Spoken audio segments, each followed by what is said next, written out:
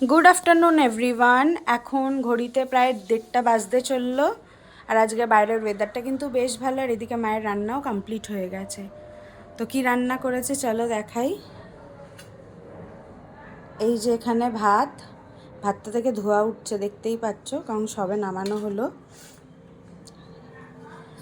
তার সাথে করেছে একটু ভেন্ডি সেদ্ধ, এটা আমার খুবই প্রিয়, সবাই ভালোবাসে খেতে। আমি আবার একটুখানি শশা কেটে রেখেছি। এখানে মা একটু কলমি শাক ভেজেছে আজকে।